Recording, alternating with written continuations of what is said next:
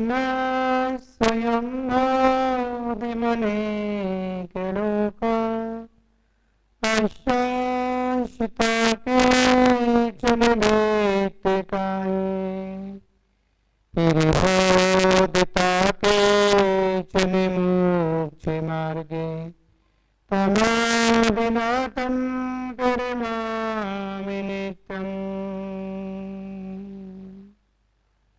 नमोऽरिहन्तारम्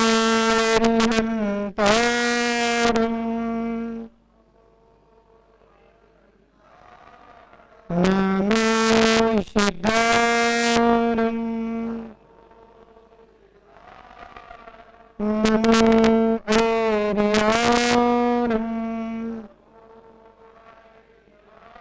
नमो वैज्ञायाणम्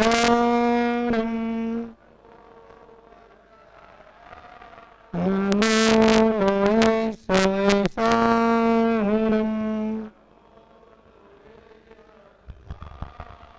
जय पंच परमेश्वर भगवान के सत्संगाक्षर महागुरु समय भगवान के चौबीसों तीर्थंकर भगवान के आचार्य भगवान कुंभ कुंभ देव स्वामी के आचार्य भगवान गुरुदेव विराट स्वामी महाराज के समस्त आचार्य परमेश्वर भगवंतों के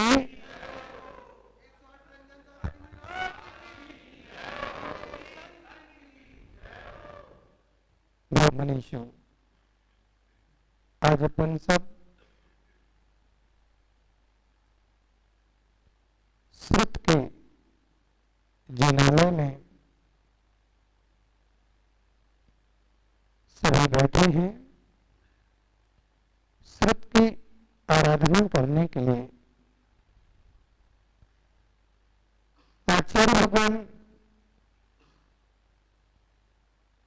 जिस श्रुत को प्रसारित करते हैं वस्तु स्वरूप की व्याख्या करते हुए समझा रहे हैं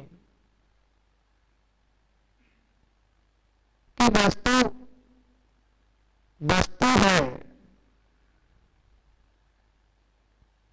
वस्तु को जब हम पर्याय रूप से देखते हैं तो हमें भेद नजर आते हैं और जब वस्तु रूप में देखेंगे तो वस्तु कभी नष्ट होती नहीं है, वस्तु कभी नाश नहीं होती है।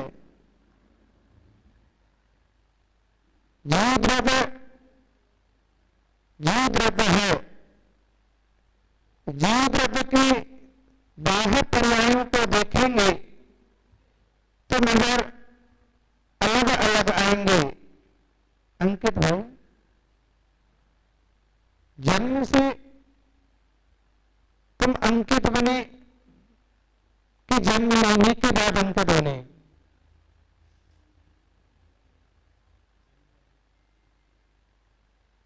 जन्म से अंकित बने कि जन्म लेने के बाद अंकित बने? लेने के बाद। जन्म हुआ था जब कौन था? तो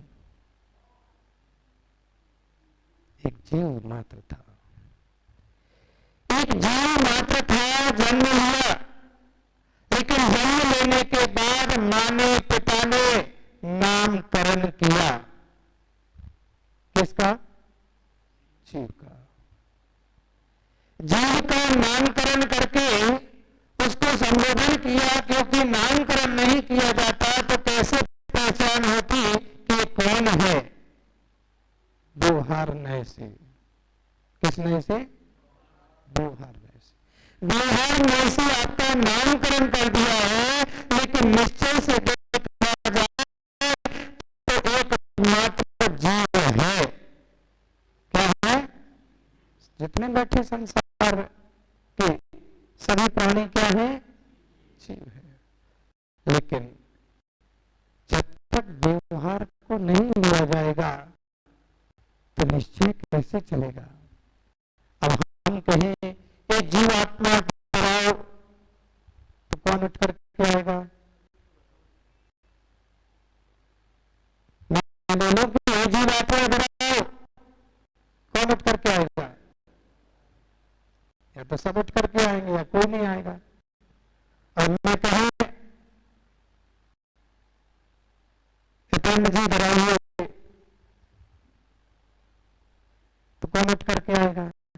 जिसका नाम लिया, पहचान के लिए नाम ग्रहण किया गया है, व्यवहार का धर्म लिया गया है, लेकिन निश्चय धर्म जो है वो आत्म स्वरूप है।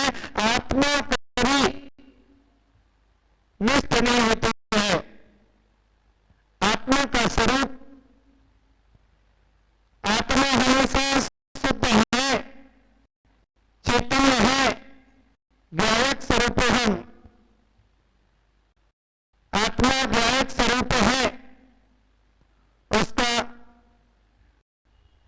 देखना जानना धर्म है। लेकिन जब व्यवहार से देखा जाए तो जब हमारी आत्मा में कर्म लगे हुए हैं और कर्म से सहित है तो संसार में विचरण कर रही है। अब ये बताओ भैया, एक पेन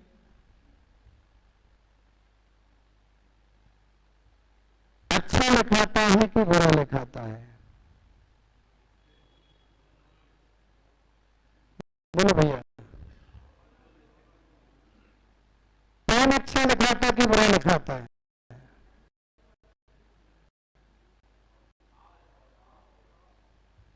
पेन अच्छा लिखा रहा है कि बुरा लिखा रहा है? दादाजी,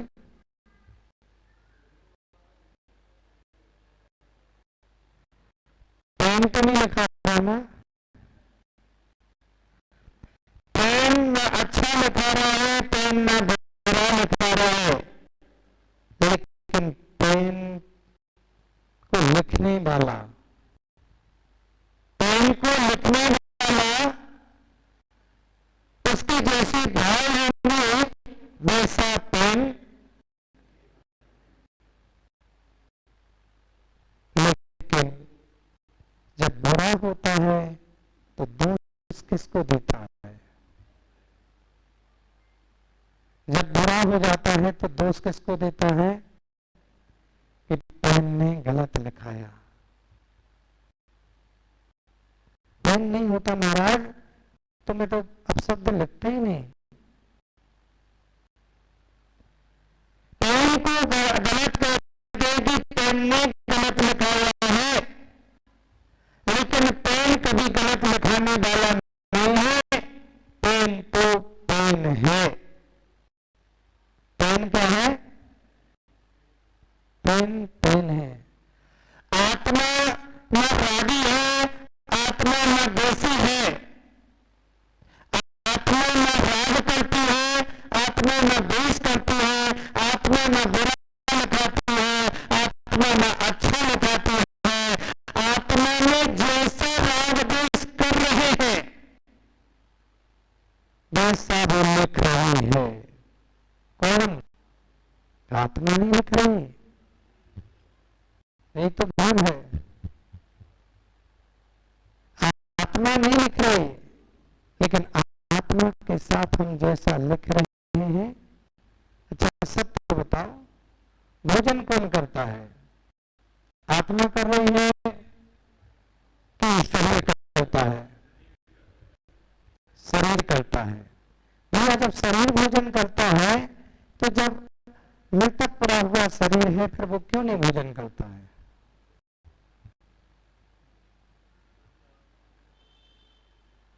नहीं तो मैं तो पूछ रहा, आत्मा भोजन करेगी कि शरीर भोजन करता है?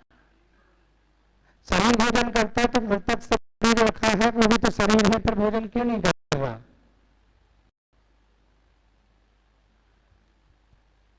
यदि शरीर को कहे कि शरीर भोजन करता है तो मृतक शरीर पड़ा हुआ है, फिर शरीर भोजन क्यों नहीं कर रहा है? और आप कहें कि आत्मा भोजन करती है तो आत्मा तो भगवान अरहंत सिद्धों की भी आत्मा है, फिर उसको भी भोजन करना चाहिए। प्रश्न होता कि नहीं? यदि आत्मा आत्मा भोजन करे तो आत्मा तो सिद्धों की भी है, उसको भी भोजन करना चाहिए। और शरीर का हो तो शरीर तो मृतक पड़ा है, उसको भी भोजन करना चाहिए। तो ना शरीर भोजन करता है न आत्मा भोजन करती है। यदि ये सिद्धांत लगाएंगे तो गलत सिद्धांत हो जाएगा। यदि हम कह देंगे कि आत्मा भोजन करेगी तो गलत हो जाएगा, यदि हम शरीर को भोजन करेंगे तो गलत हो जाएगा। यहाँ मिश्र धारा चलेगी। कौन सी धारा चलेगी? मिश्र धारा चलेगी। दोनों का आपस का परस्पर का मेल है तभी भोजन की प्रक्रिया बनती है। आत्मा अकेला भोजन नहीं करती है, शरीर अकेला भोजन। दोनों का आपस का परस्पर का मेल है, और जब तक मेल है तभी तक भोजन की, और जैसे वो मेल छूट जाता है तो फिर भोजन की प्रक्रिया। ऐसी आत्मा के साथ जो राग और द्वेष जुड़ा हुआ है, राग और द्वेष आत्मा के साथ जो हो रहा है वही कर्म बंद करा रहा है। क्या करा रहा है? कौन करा रहा है? आत्मा कर रहा है कि शरीर कर रहा है? शरीर पुद्गल है, आत्मा जीव है। लेकिन दोनों का परस्पर का मेल है। जो तुमने राग किया, जैसी पेन उठा करके कि बहुत सुंदर पेन है, बहुत अच्छी लेखनी चलती है, लिखता अच्छा है, तो जैसे अच्छा कहा तो क्या हो गया? राग हो गया। इसका मतलब दूसरा पेन रखा तब वो क्या हो गया? द्वेष भाव। और जहां से राग द्वेष की परिणति बनी वहीं से तो बंध। समझ में आ रही? बोलो हो, समझ में आ रही ना? जहां से राग द्वेष की परिणति बनेगी वही कर्म बंद होगा, और वही कर्म वो संसार में उदय में आ रहा है। अब कभी आपके जीवन में ऐसा कभी हुआ कि यहाँ पर बैठे थे लोग कि पेन रखा था और आपको कुछ लिखना था तो पेन एकदम से उठ करके आया और आपके पास एकदम लिखने लगा? कोई ऐसा चमत्कार हुआ? बोलो। तो पेन में लिखना है तो क्या करते हो मेरे मित्र? क्या करते हो? उठाते हो। समझ रहे ना मैं क्या कह रहा हूं? पेन कभी उठ करके तो गया नहीं, गया क्या आपके पास? पेन के पास कौन आया? बोलो जोर से, कौन आए? हम आए। जिसको लिखना था वो पेन के पास गया। कर्म जड़ रूप है। कर्म क्या है? जड़। एक कर्म किसी को नहीं सता रहे, कर्म किसी को नहीं सता रहे, लेकिन कर्म को साथ तुमने छेड़खानी की, कर्म के साथ तुमने राग द्वेष का कार्य किया, सो कर्म बंद।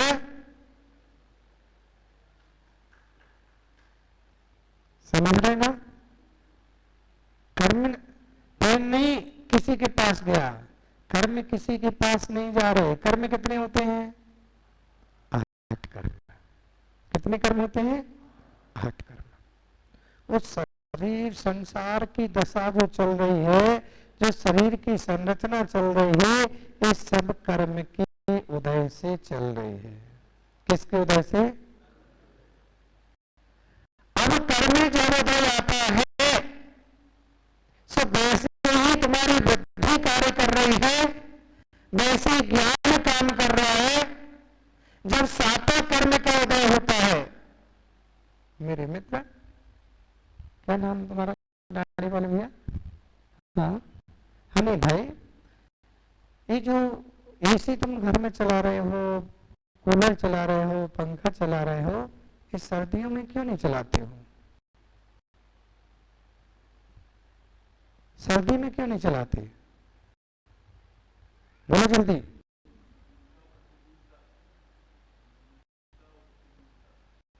अभी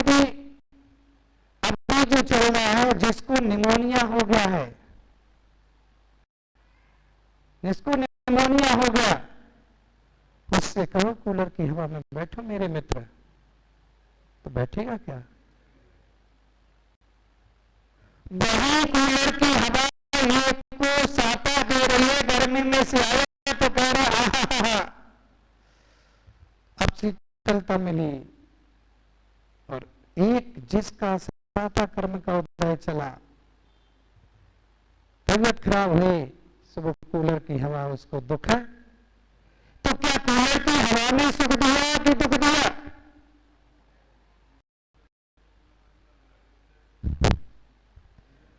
कूलर अपना काम कर रहा है, लेकिन जो हवा का एहसास कर रहा है वो कौन कर रहा है?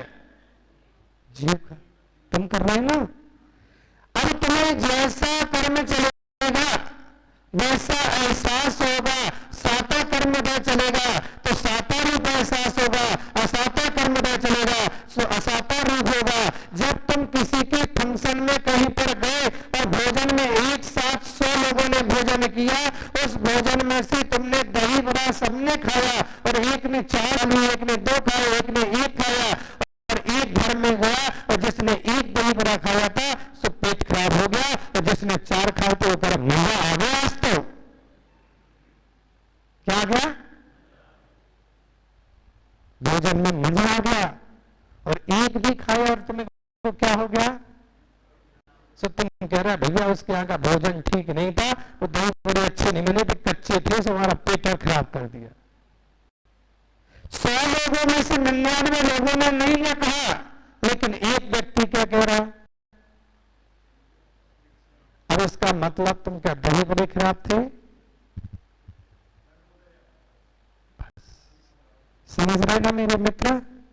जब व्यक्ति का साता कर्म का उदय आता है, तब वो निमित्त कोई भी चीज, तुम पानी भी पियोगे तो पानी भी तुम्हें निमित्त बन जाएगा, वो दुख का कारण बन जाएगा।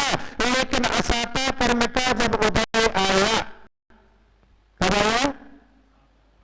साता कर्म का उदय रहता है तो कुछ भी खाते, कुछ भी करते रहो, कुछ नहीं हो रहा। कर्म यही कह रहा है, साता कर्म असाता कर्म। निमित्त सामने बनता है, उपादानता तुम्हारे अंदर की है, और उपादानता जब बिगड़ेगी तो निमित्त कार्य कारक बनेगा, और यदि उपादानता नहीं बिगड़ी तो निमित्त कोई कार्य कारक। ऐसे भी जीव है जिसके लिए सामने भोजन रखा है, भोजन कर रहा है, फिर भी स्वास्थ्य खराब नहीं हो रहा है, और जिसने भोजन नहीं किया फिर भी स्वास्थ्य खराब हो रहा है, बिना खाए पिए भी स्वास्थ्य खराब हो रहा है। यही कह रहा है, वस्तु सर्व वस्तु व्यवस्था वो वस्तु है, वस्तु वस्तु है, वस्तु कभी नष्ट नहीं होती है।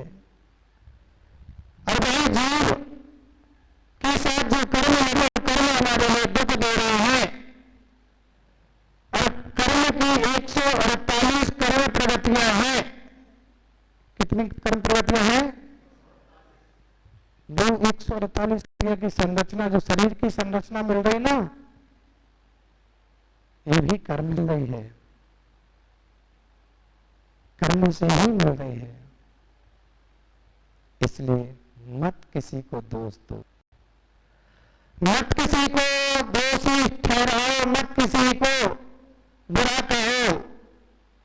जब तेरा साता कर्मोदय आता है तो निमित्त तेरा पुत्र भी बन जाता है। निमित्त बन जाता है कि पुत्र भी कभी कभी असत बोलने लगता है, पुत्र भी लड़ने लगता है पिता से, तो पिता कहता मेरा पुत्र खराब है, तुम्हारा पुत्र खराब है, तेरा कर्म खराब चल रहा है। क्या चल रहा है? जब कर दे आता है तो बहू भी सताने लगती है, पड़ोसी भी सताने लगता है, और जब कर्म सही होता है तो सारे लोग अपने साता में सब चलते हैं। पूछ, मेरे मित्र, कर्म के वजह से ही आज गुरु महाराज के मुख से सुनने मिल रहा है। यदि आपका पुण्य का उदय है कि पावन एक ऐसे संत जिन्होंने भी अपने जीवन की आत्म साधना करते हुए और आत्म साधना करते हुए लोगों के लिए जगाया और लोगों के लिए बोध कराया और लोगों के लिए वस्तु स्वरूप की व्याख्या समझाई और स्वरूप का भान समझाया, और उन्होंने अपने ज्ञान के माध्यम से, अपने शासन के माध्यम से श्रुत को आगे बढ़ाया, श्रुत का अध्ययन कराया। अभी आप सब यहां बैठ करके वो कोई नहीं है, क्यों? क्योंकि जो श्रुत का अध्ययन करा रहा है और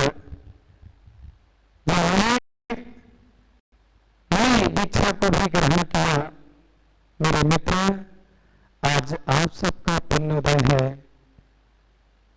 कि लोग तो श्रुत के लिए भेद करके अलग अलग सुनते हैं।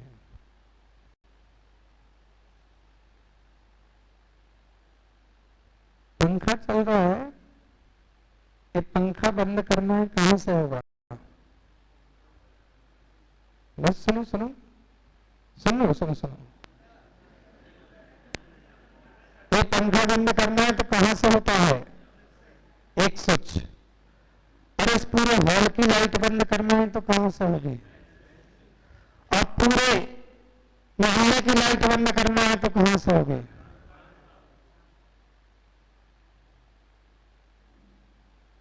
ये जो करंट आ रहा है वो कहां से आ रहा है? Power house. बस मेरे मित्रों, पावर हाउस से जो प्रवाहमान हो रही है धारा, वो भगवान महावीर स्वामी पावर हाउस है, और यहां से प्रवाहमान हो रही है। किसी ने हाइड्रोजन जला ली तो किसी ने एक छोटा सा लड्डू जला लिया, तो कोई मिक्सी चला रहा है। समझ रहे ना? धारा तो प्रवाहमान वहीं से हो रही है, धारा वहीं से हो रही है, लेकिन उसको आते आते आते आते आते आते आते कोई एलईडी जला रहा है। क्या जला रहा है? भैया कुछ भी चलाओ, लेकिन जलेगी तो करंट से, चलेगी तो करंट से चलेगी, चलेगी तो श्रुत की आराधना से चलेगी। बिना श्रुत के ये आगम चल नहीं सकता है, ये जीवन चल नहीं सकता है। श्रुत वो प्रवाहमान है जिसके करंट से सब चल रहे हैं, और वही श्रुत सबने ग्रहण किया है। आज आप भी ग्रहण कर रहे हैं। हम 5 उंगली हाथ के भले ही छोटे बड़े हो सकते हैं, लेकिन 5 उंगली में रक्त बहने वाला, क्या इसकी उंगली का अलग होता है, इसका अलग होता है, इसका अलग होता है? 5 उंगली का रक्त एक होता है, लेकिन उंगली भले ही छोटी बड़ी हो जाती है।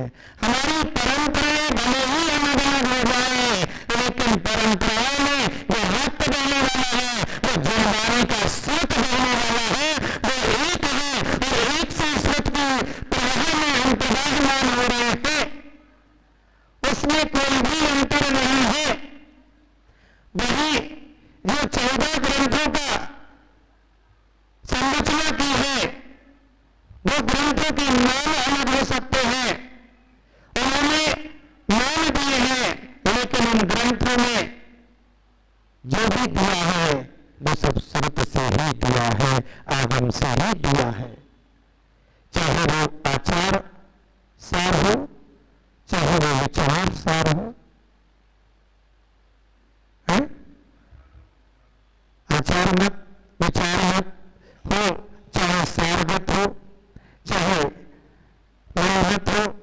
चाहे केवट मत हो, सब में भरा हुआ है। जब अपन मत देखते हैं तो 24/18 मार्ग में पूरा अगुण उसमें भरा हुआ है। जब हम सारगत देखते हैं तो सारगत में भी हम देखते हैं तो वहां पर प्रलोक त्रिमूर्ति जैसे ग्रंथों का सार भरा हुआ है। वो विचार में देखते हैं तो उसमें श्रावकाचार की पूरी क्रियाएं भरी हुई हैं। श्रावकाचार कहा है कि श्रावक का धर्म क्या होता है, श्रावक कैसे धर्म का पालन करे, कैसे सम्यक दर्शन को प्राप्त करे। क्योंकि श्रावक वो है जो श्रद्धावान है, विवेकवान है, क्रियावान है। आज हम वही बात को यहां समझने बैठे हैं कि कर्म जब हमारा उदय होता है तो हमारी बुद्धि काम नहीं करती है। जब बोलते ना विनाशकालीन, जब विनाश का काम होता है तो बुद्धि काम नहीं करती है। सामने से गुरु महाराज भी निकल जाए तो लोग आंखें बंद कर लेते हैं, मुंह की तरफ दीवार की तरफ मुंह कर लेते हैं। और जिसकी बुद्धि सुयोग होती है वो कहता है नमोस्तु भगवान, नमोस्तु भगवान। क्योंकि उसको इस गुरु में भी भगवत्ता दिख रहा है, इस गुरु में भी भगवान का रूप दिख रहा है। तो उसके हाथ जुड़े हैं, जिनवानी है उसके लिए, इस कागज में भी जिनवानी दिख रही है, कागज में जिनवानी नजर आ रही है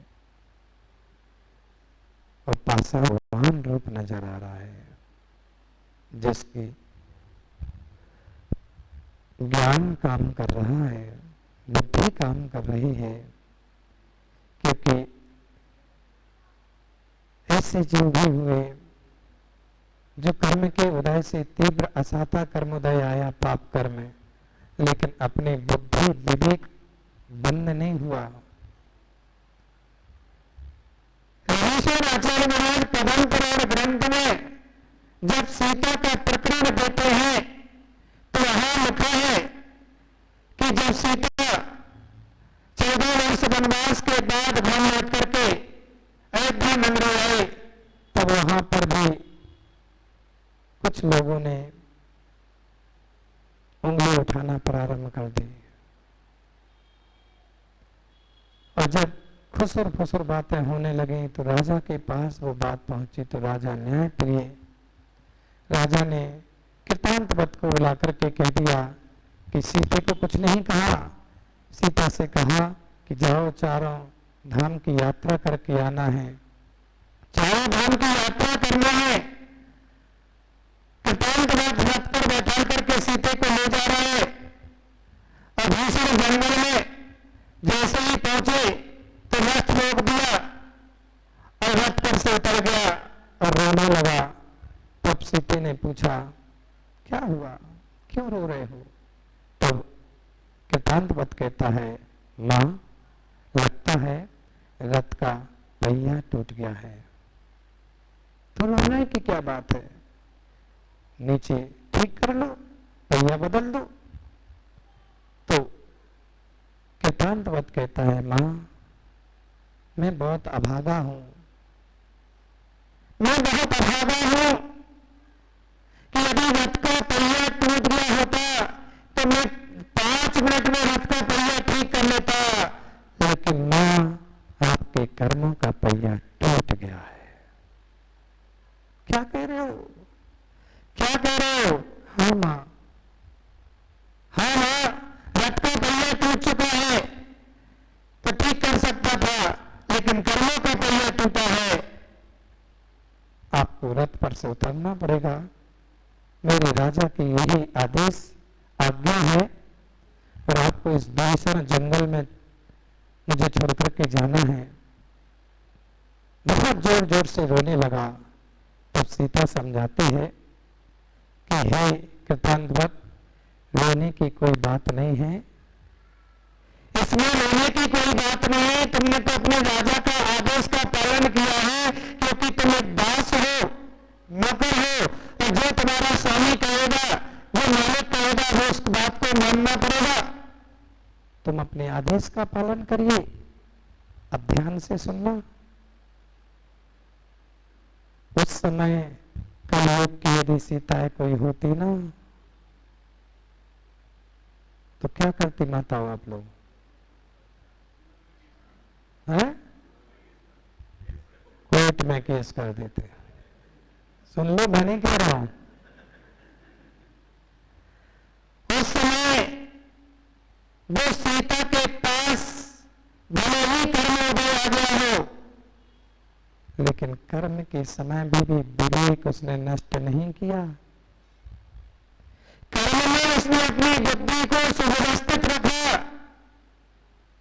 और सही तो वही है जो परीक्षा के समय भी अपने आप को संभाले रखे। पेपर देते समय यदि सिर में दर्द होने लगे, तब भी संभाले, होने दो, मुझे तो भी पेपर लिखना है। और कोई पेपर के बहाने सो जाए कि हमें नहीं जाना पेपर देने, तो क्या होगा? क्या होगा? है ना? उस समय परीक्षा आई सीता की, और सीता की परीक्षा उस समय चल रही है। तो राम के लिए दोष नहीं दिया, अपने पति के लिए, अपने पति के लिए दोष नहीं दिया कि पति ने मुझे कैसे घर से निकलवा दिया। यदि आज किसी बहू से कहा जाए बेटा तुमको घर से दूसरे घर में रहना है, अलग रहना है, तो पहले कहेगी माँ पहले इसका बंटवारा तो कर लो, पहले हिस्सा दे दीजिए, तब मैं घर के बाहर जाऊंगी। लेकिन सीता ने स्वीकार किया, सीता ने स्वीकार किया राम की, अपने पति की बात को, और कृतांत से जाकर के कह दिया कि आप अपना रथ लेकर के चले जाइए बाहर, मुझे कोई दिक्कत नहीं है, कोई हमारे राजा से परेशानी नहीं है, राजा ने जो आदेश दिया है मैं उसको स्वीकार करती हूं। लेकिन एक संदेश, एक छोटी सी बात, मेरा संदेश अपने स्वामी राम के पास ले जाकर के बोल देना, और मेरी इतनी सी बात जाकर के बोल देना। पता क्या कहा? रवि शरणाचार्य महाराज कह रहे हैं वहां पर कि सीता ने कहा कि जाकर के स्वामी राम से अपने कह देना कि जैसे तुमने दूसरों के कहने पर मुझे जंगल में छुड़वा दिया, ऐसे दूसरों के कहने पर तुम पंच परमेष्टि को मत छोड़ देना, तुम आराधना करना मत छोड़ देना, वो मत छोड़ देना।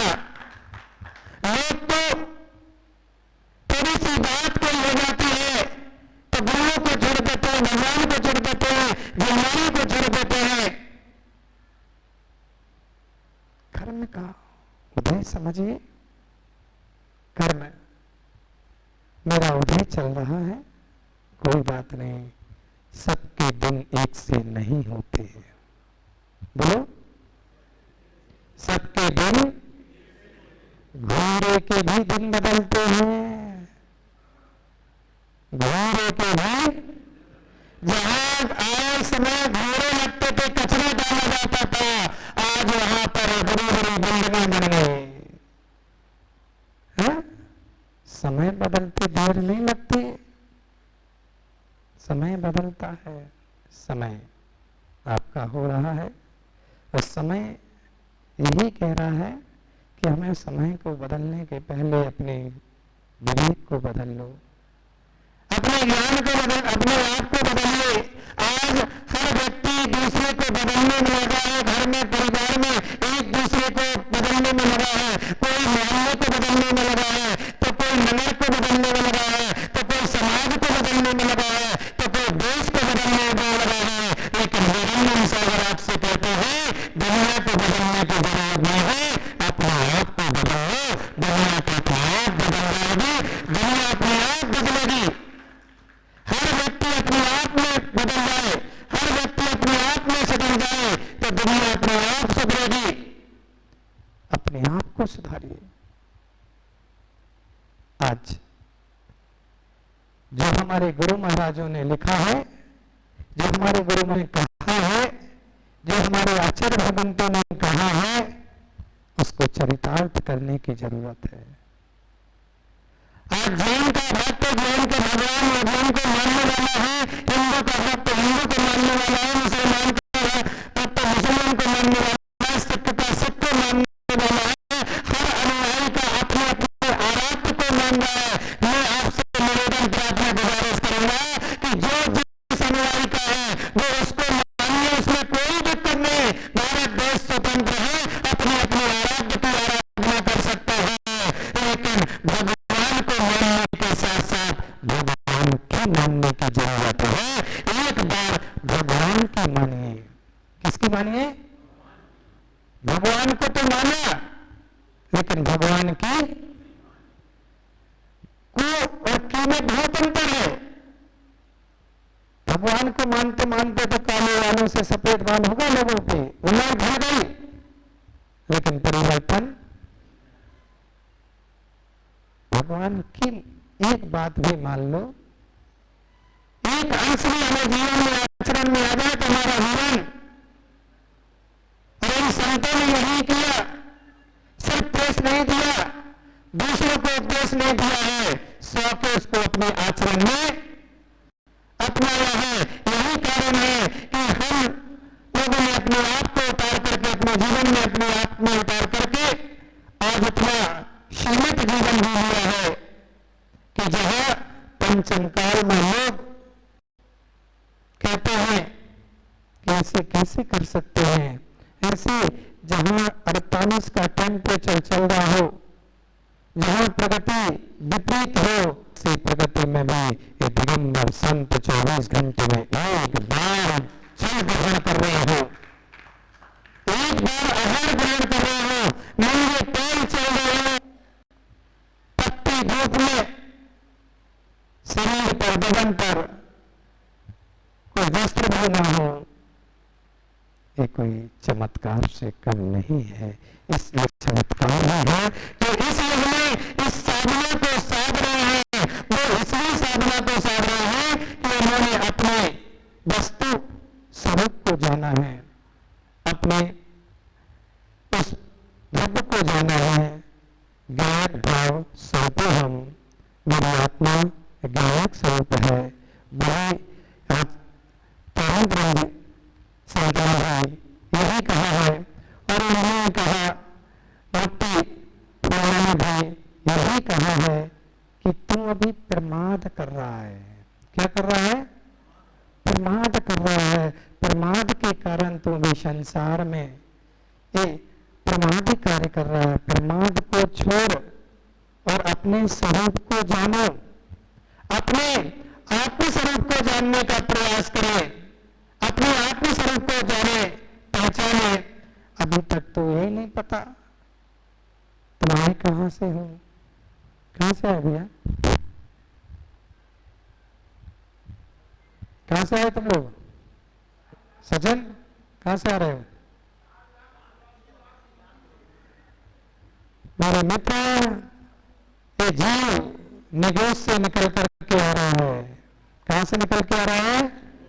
निगोज से निकल करके यात्रा प्रारंभ की है, संसार में भ्रमण कर रहा है। और जाना कहां है? जहां से आया वहीं जाना क्या? तो लक्ष्य पहचानो, अपने आप को पहचानो, प्रमादी मत बने रहो। ये घर गृहस्थी के 84 के 99 के चक्कर में मत लगे रहो।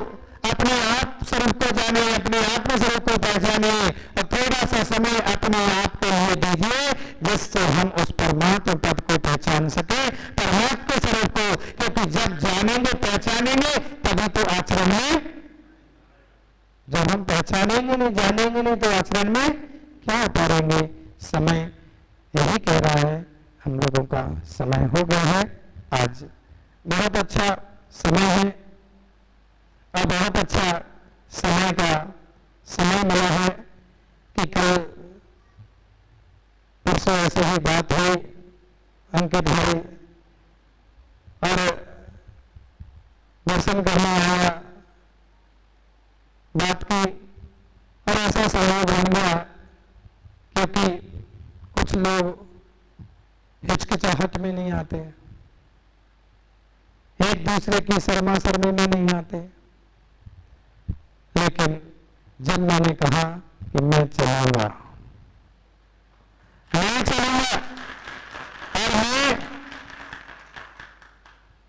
दर्शन भी करूंगा और प्रवचन भी करूंगा, तो भाव बनाए। और भावना देखिए, एक ने भाव बनाए, उसने अपने समाज में बात रखी और 4 के निमित्त से 400 लोगों को सामने मिल गया। 400 लोगों के मन में कैसे भाव आए। और आज हमें जरूरत है इस देश में कि आज हमारी समाजें आपस में ही एक दूसरे से लड़ रही है, एक दूसरे से झगड़ रहे हैं, एक दूसरे के विरोधी हो रहे हैं।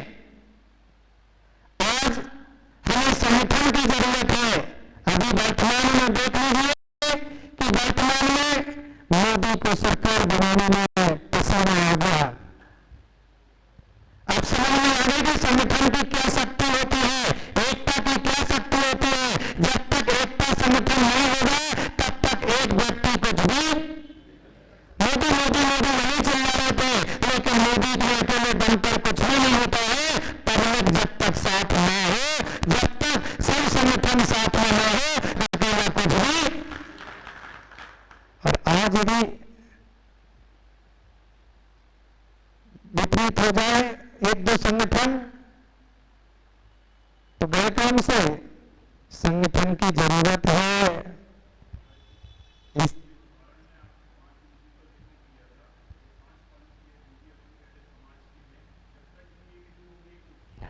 वो मैं कह रहा हूं मेरे मित्र कि जब एक उंगली अकेले से कोई काम नहीं होता है और पूरी उंगली की ताकत मुट्ठी बन जाती है, वो ताकत बन जाती है।